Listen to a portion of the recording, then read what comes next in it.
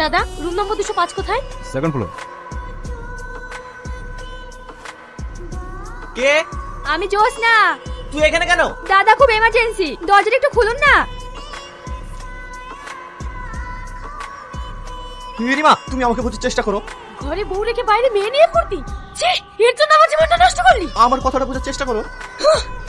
লজ্জা করে না? নোংরা লোক একটা, তোর মতো কুকুর থেকে বাঁচবে নি। চল বাড়িতে, চল। তারপর তোকে কি করে সাহিত্য করতে হয় আমার জানা আছে। রিমা, আমার কথাটা শোনো। রিমা, আমার কথাটা শোনো। কি আছে এর মধ্যে যা আমার মধ্যে নাই?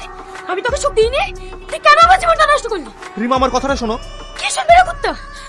কি মজা আছে ওই মাগির মধ্যে? তুই কেন যাবি ওর কাছে? তোর যেতে কেন তোকে সহ্য করতে পারিনি, বুঝলি? কনক করে ঘ্যান ঘ্যান ঘ্যান ঘ্যান।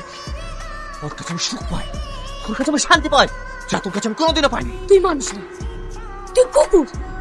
শুনে রাখ, আমি যদি তোকে না পাই তাহলে কারো হতে দেবো না। ঠিক কেন আমার জীবনটা শেষ করে দিলি? তুই কেন আমার জীবনটা নষ্ট করে দিলি? হ্যাঁ?